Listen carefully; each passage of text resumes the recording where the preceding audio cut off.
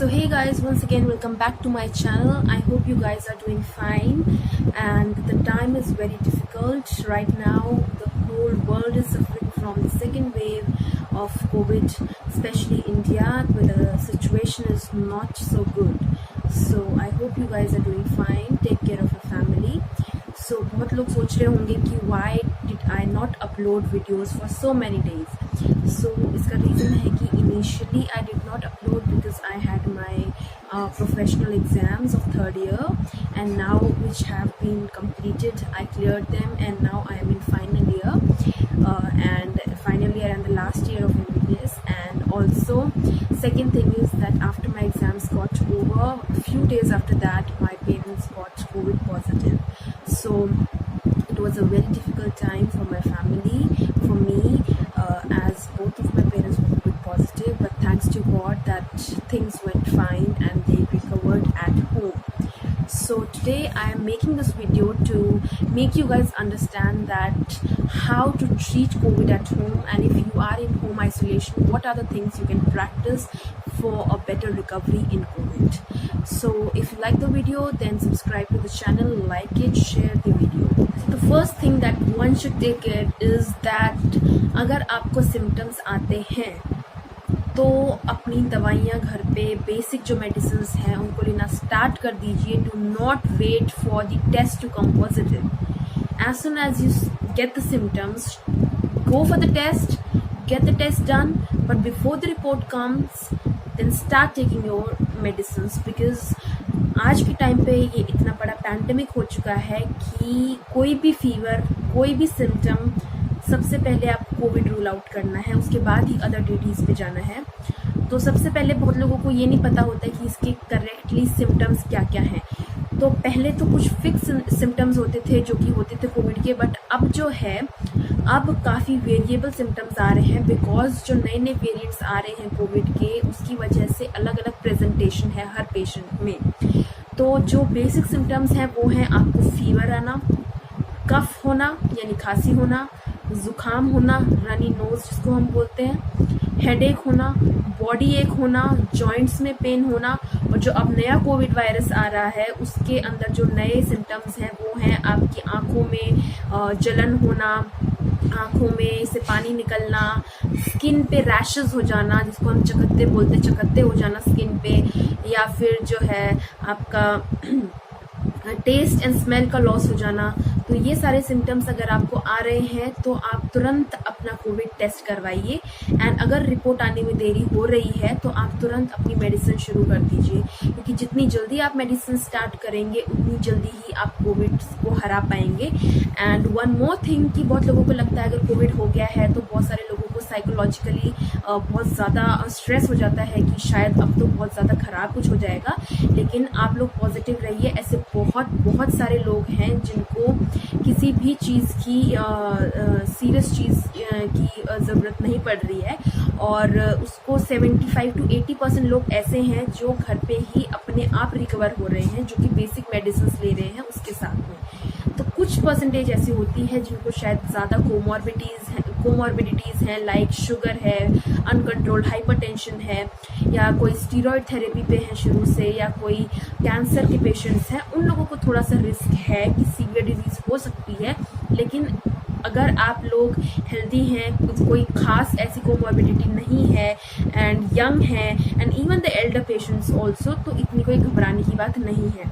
तो आज मैं आपको बताऊंगी कि अगर आपको कोविड पॉजिटिव आप हो गए हैं तो आप क्या क्या मेडिसिन ले सकते हैं, क्या क्या स्टेप्स ले सकते हैं, और कैसे उसको घर में ही ठीक कर सकते हैं. सो फर्स्ट ऑफ ऑल क्या क्या मेडिसिन हमें लेनी है. सबसे पहले तो जैसे ही आपकी कोविड पॉजिटिव की रिपोर्ट आती है, अपने जो भी आपके फिजिशियन हैं, डॉक्टर हैं, उनको कंसल्ट करना बहुत ज़रूरी है.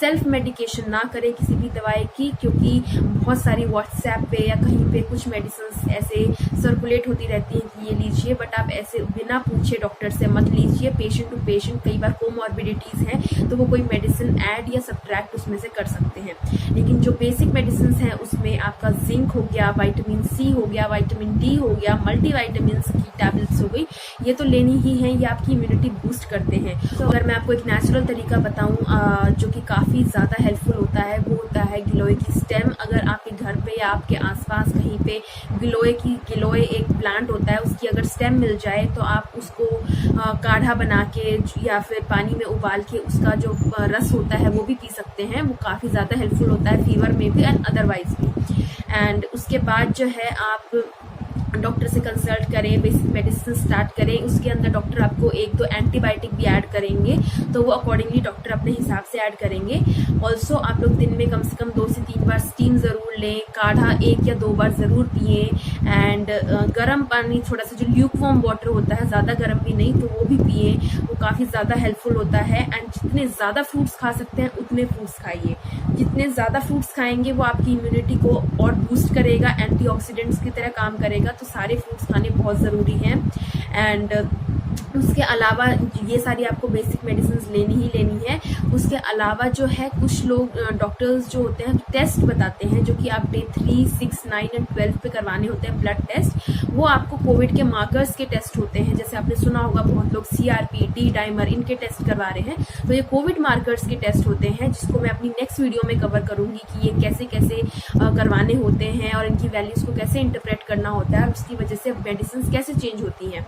ओके, सो ये चीज़ें हम नेक्स्ट वीडियो में डिस्कस करेंगे। तो अभी बेसिकली हमने कहा कि हम मेडिसिन स्टार्ट कर देंगे और घबराने की कोई भी बात नहीं है, मोराल अपना डाउन नहीं करना है। बहुत सारे पेशेंट्स ऐसे हैं जो घर पे बहुत आराम से ठीक हो रहे हैं और बहुत लोगों को तो इतने ज़्यादा सिम्टम्स भी नहीं हो रहे हैं। तो ये आप सारी मेडिसिन लीजिए। एंड 14 डेज, फर्स्ट वीक जो होता है वो बहुत ज़्यादा इंपॉर्टेंट होता है। फर्स्ट 7 डेज उसके अंदर आप अपनी ऑक्सीजन जो है, जिसको हम ऑक्सीजन सैचुरेशन बोलते हैं, जो कि आप 100 में से देखते हैं हम उसको, तो वो आप एवरी 6 आवरली चेक कीजिए दिन में, इनिशियली 7 डेज में, क्योंकि बहुत ज़्यादा ज़रूरी है ये चीज़ें चेक करना। क्योंकि इसमें सिर्फ 2 ही चीज़ें मॉनिटर सबसे ज़्यादा करनी है। आपको सिम्टम्स हैं, दैट्स ओके, लेकिन 2 चीज़ें बिल्कुल भी ख़राब नहीं होनी चाहिए। एक, आपको हाई ग्रेड फीवर नहीं होना चाहिए और दूसरा, ऑक्सीजन सैचुरेशन मेंटेन होनी चाहिए। तो अगर आपकी ऑक्सीजन सैचुरेशन 95 एंड अबव है तो आपको डरने की कोई बात नहीं है। इसका मतलब है कि आप बस इसको मॉनिटर करते रहिए और अपने आप वो ठीक हो जाएगा आपका कोविड इन्फेक्शन।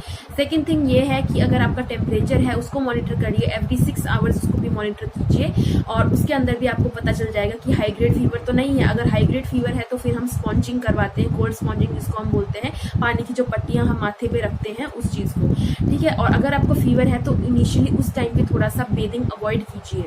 अगर फीवर उतर गया है तो आप बेदिंग कर सकते हैं, उसमें कोई प्रॉब्लम नहीं है। लेकिन फ्रूट्स खाने पे बहुत ध्यान दीजिए और डाइट हेल्दी लीजिए, बहुत ज़रूरी है। खिचड़ी, दलिया, ये सारी चीज़ों का आप लोग सेवन कीजिए इनिशियली। तो इस तरह से आप मॉनिटर करेंगे। उसके बाद 7 दिन आपने मॉनिटर किया, उससे 7 से 14 दिन में जो है खतरा थोड़ा सा कम हो जाता है। लेकिन आप अपनी ऑक्सीजन जो है वो ज़रूर दिन में 3 से 4 बार ज़रूर चेक करें एंड टेम्परेचर भी 3 से 4 बार ज़रूर चेक करें 14 दिन तक। अगर आप 14 दिन सेफली निकल गए, इसका मतलब है कि अब आपको डरने की बात नहीं है और आपका इन्फेक्शन जो है, बॉडी में जो वायरस है वो डेड हो गया है और अब वो आपको कोई प्रॉब्लम कॉज नहीं करेगा। तो ये सारी चीज़ों का आप ध्यान रखिए और हम इजीली कोविड से फाइट कर सकते हैं एंड बहुत सारे लोग कर रहे हैं। तो इसमें डरने की बिल्कुल बात नहीं है। बी पॉजिटिव एंड सब कुछ अच्छा ही होगा। इस टाइम पे हर दूसरे घर में कोविड के पेशेंट्स में देखने को है, तो इसीलिए कोविड से डरना नहीं है। बहुत लोग होते हैं घर में आइसोलेट होते हैं और ठीक हो जाते हैं। तो इसीलिए अपना मोराल हमेशा अप रखिए और आप भी ज़रूर ठीक हो जाएंगे। अगर आपकी फैमिली में किसी को कोई भी प्रॉब्लम हुई है तो चिंता की कोई बात नहीं है। और अब मैं अपनी नेक्स्ट वीडियो लाऊंगी ब्लड टेस्ट के ऊपर कि कौन कौन से ब्लड मार्कर्स हमें कराने चाहिए, CT स्कैन का सबको कराना चाहिए या नहीं कराना चाहिए, तो वो सब अपनी नेक्स्ट वीडियो में कवर करेंगे। तब तक के लिए इतना ही। Thank you, bye, take care.